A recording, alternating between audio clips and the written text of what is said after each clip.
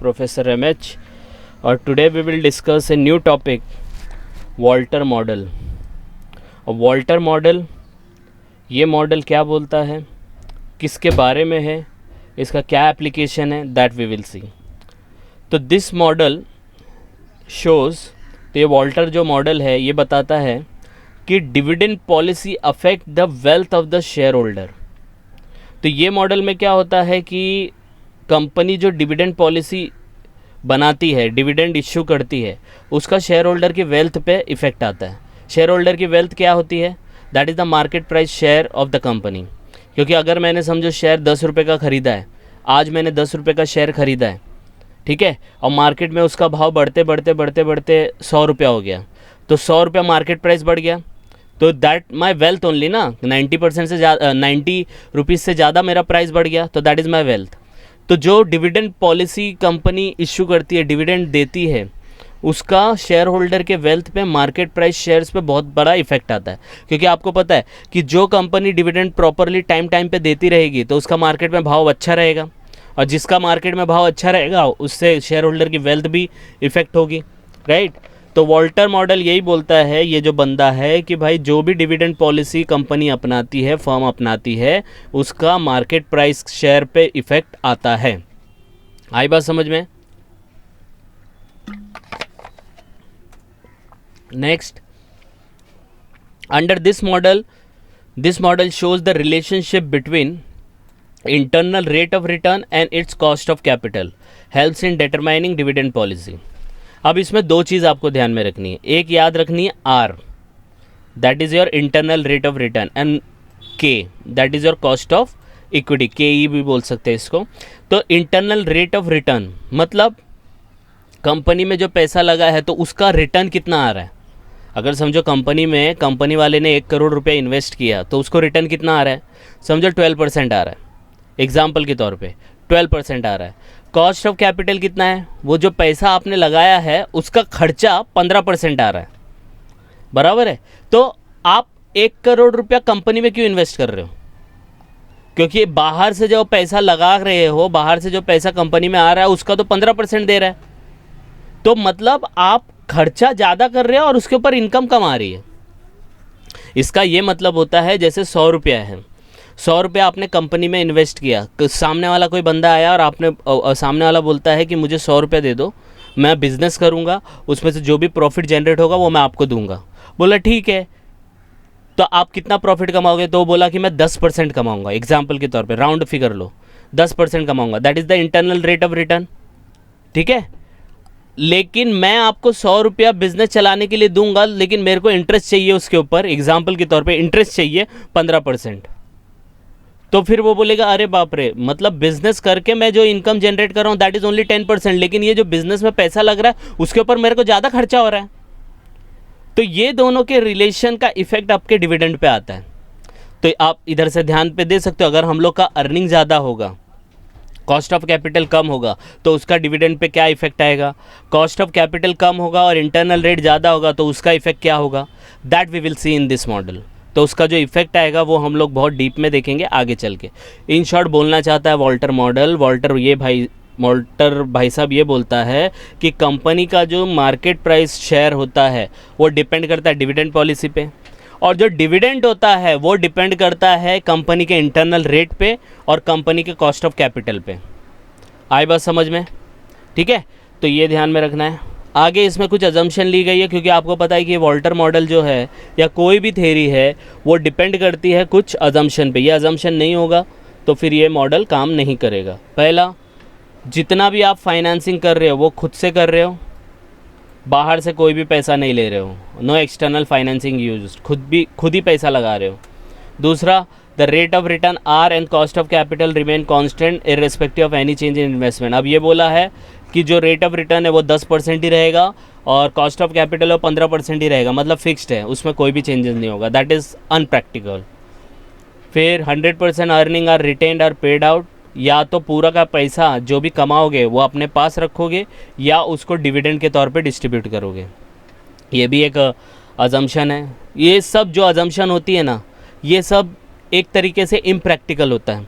अगर देखने जाए तो, क्योंकि ये सब अभी आप जो पैसा कमा रहे हो पूरा का पूरा रखोगे ऐसा पॉसिबल नहीं है, पूरा का पूरा बांट दोगे ये भी पॉसिबल नहीं है। जैसे आप हो जॉब करते हो, जॉब में आप 10,000 कमा रहे हो तो 10 का 10 पूरा बचाओगे? नो, नॉट पॉसिबल, कुछ खर्चा भी हो जाता है।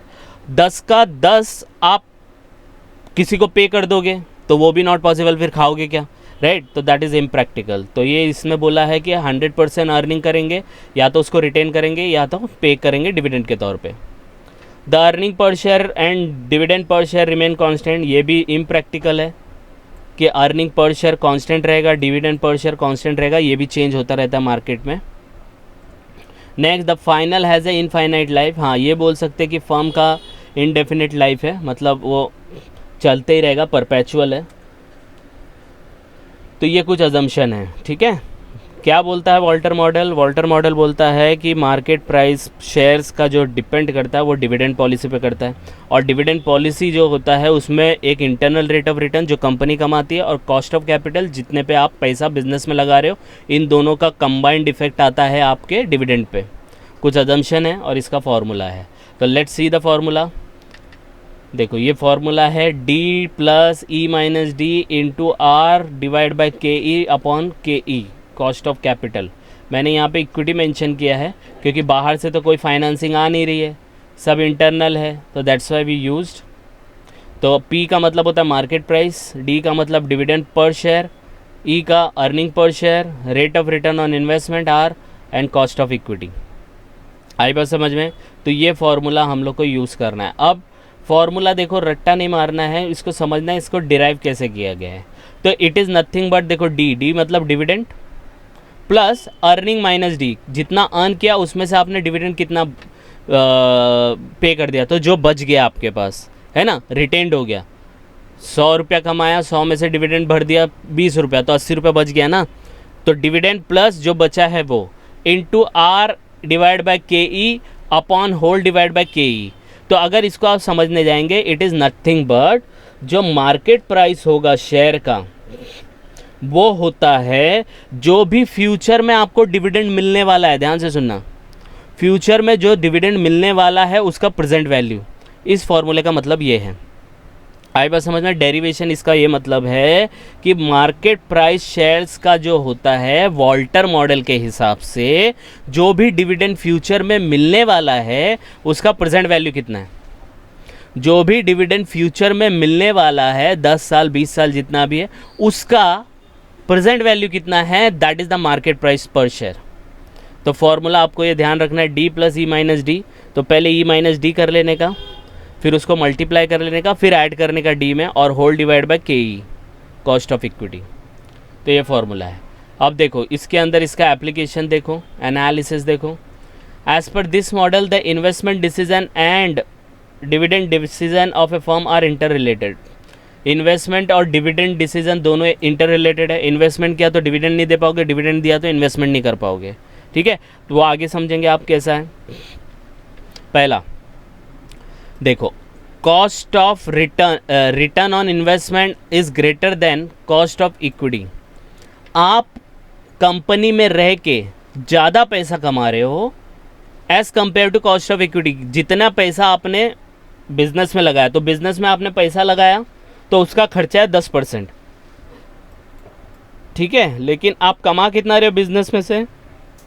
12%, ठीक है। तो 12% कमा रहे हो, तो इसका मतलब क्या है कि 12% अगर हो रहा है तो कंपनी को पैसा बिजनेस में ही रखना चाहिए और बिजनेस करना चाहिए, क्योंकि 12% ज़्यादा है ना, डिस्ट्रीब्यूट मत करो। तो ये the firm should retain its earning, तो अर्निंग को क्या करेगा, वो रिटेन करके रखेगा। If exceed the cost of equity such firm are called growth firm. इसको ग्रोथ बोलते हैं क्योंकि आपके बिजनेस में जो पैसा जनरेट हो रहा है वो ज़्यादा हो रहा है एज़ कम्पेयर टू जितने प्राइस पे आपने वो पैसा बिजनेस में लगाया है। तो बिजनेस में पैसा आपने किसी से मांग के लगाया, देखो समझाने के लिए बता रहा हूँ। बिजनेस में आपने किसी से पैसा मांग के लगाया, तो मांग के लगाया तो सामने वाले को 10 देना है, लेकिन वो पैसा जब बिजनेस में लगाया तो बिजनेस में 12% मिल रहा है, तो 12% ज़्यादा मिल रहा है ना, तो फर्म का ग्रोथ होएगा कि नहीं होगा? आई बात समझ में? तो फर्म का ग्रोथ होगा, तो इसलिए जब R is greater than cost of equity तो उसको ग्रोथ फर्म कहते हैं, और उसके अंदर पे आउट वो होता है वो ज़ीरो होता है, मतलब डिविडेंड नहीं देते, वो पैसा वहीं पे री इन्वेस्ट कर देते अर्निंग को बिजनेस में ही, जिससे हम लोग को रिटर्न ज़्यादा मिलेगा। रिटर्न ज़्यादा मिलेगा तो फर्म का वैल्यू बढ़ेगा ना, और फर्म का वैल्यू बढ़ेगा तो मार्केट प्राइस भी बढ़ेगा। आई बात समझ में? तो larger the firm retain higher the value of the firm, जितना ज़्यादा वो मेंटेन करेगा, क्योंकि कंपनी में पैसा रखने पे ज़्यादा रिटर्न मिल रहा है as compare to dividend distribute करने में जो कॉस्ट ऑफ इक्विटी है उससे ज़्यादा मिल रहा है, तो that is the growth firm. अब इसका उल्टा देख लेते हैं। अगर cost of return of investment is less than cost of equity, cost of equity से रेट ऑफ रिटर्न कम है, तो जब ये ज़्यादा था तो ग्रोथ फर्म, और जब ये कम है तो डिक्लाइनिंग फर्म। तो वो क्या करेगा, अपने अंदर जो भी कमाया है वो बिजनेस में नहीं रखेगा, वो क्या कर देगा, शेयर होल्डर को बोल देगा भाई यहाँ से पैसा लो, कहीं और डाल लो, यहाँ पे इतना रिटर्न नहीं मिल रहा है। आई बात समझ में? तो यहाँ पे firms should distribute its earning to the shareholder if the rate of return on investment is less than cost of capital, उसको हम लोग डिक्लाइनिंग फर्म बोलेंगे। तो जब ज़्यादा रिटर्न मिलेगा तो कंपनी अपने पास ही रखेगा, बोलेगा कंपनी ग्रोथ करेगी, कम होगा तो वो डिविडेंड डिस्ट्रीब्यूट करेगी, बोले कहीं और जाके इन्वेस्ट कर लो, यहाँ पे कम रिटर्न हो रहा है। आई बात समझ में? वो शेयर होल्डर पे डिपेंड करता है, वो अपने अर्निंग का क्या करेगा। हाँ, अब थर्ड वाले में जो होगा दोनों इक्वल है, जितना खर्चा हो रहा है उतना उसका रिटर्न भी आ रहा है, तो इसमें क्या होएगा कि आप चाहे तो वो पैसा अपने पास रख लो रिटेन्ड अर्निंग के तौर पे, या डिविडेंड के तौर पे दे दो, उसका कोई भी इफेक्ट आपके मार्केट प्राइस पे नहीं होगा। तो ये आपका वॉल्टर मॉडल है। तो वॉल्टर मॉडल इन शॉर्ट क्या बोलना चाहता है कि मार्केट में कंपनी के शेयर का जो भाव है, मार्केट प्राइस पर शेयर, वो डिपेंड करता है डिविडेंड पॉलिसी पे। और डिविडेंड पॉलिसी किसको रिलेट करता है कि कंपनी वाला कितना कमा रहा है, और कंपनी वाले ने वो पैसा जो कंपनी में लगाया है उसको कितने रेट पे, उसके ऊपर कितना कॉस्ट ऑफ इक्विटी आ रहा है, कॉस्ट ऑफ कैपिटल आ रहा है। ठीक है, उस बेसिस पे उसने 3 ये एनालिसिस दिए हैं कि जो फर्म का रिटर्न ज़्यादा होता है वो अपना अर्निंग अपने पास रखेगा, उसको ग्रोथ फर्म बोलेंगे। अगर रिटर्न कम हो रहा है तो वो कंपनी वाला वो पैसा अपने पास नहीं रखेगा, शेयर होल्डर को डिस्ट्रीब्यूट करेगा। लेकिन दोनों अगर बराबर होंगे तो कंपनी या तो अपने पास रख लेगा या डिस्ट्रीब्यूट कर देगा, दोनों में से एक कर सकता है, जिसका मार्केट में भाव कोई भी इफेक्ट नहीं पड़ेगा। तो इन शॉर्ट वॉल्टर मॉडल ये बोलता है कि मार्केट प्राइस कैसे बढ़ाना है, तो ग्रोथ फर्म में बढ़ जाएगा, डिक्लाइन फर्म में डिक्रीज़ होगा, इसलिए डिस्ट्रीब्यूट करो, और दोनों जब इक्वल हो रहेगा तो कुछ इफेक्ट ही नहीं आएगा, मार्केट प्राइस वैसे की वैसे ही रहेगी, चाहे आप डिस्ट्रीब्यूट करो चाहे आप अपने पास रखो। आई बात समझ में? तो this is the Walter model. तो आप इसको 1-2 बार गो थ्रू करिए, कुछ डाउट आएगा तो please comment, and please like and subscribe for more videos. Thank you.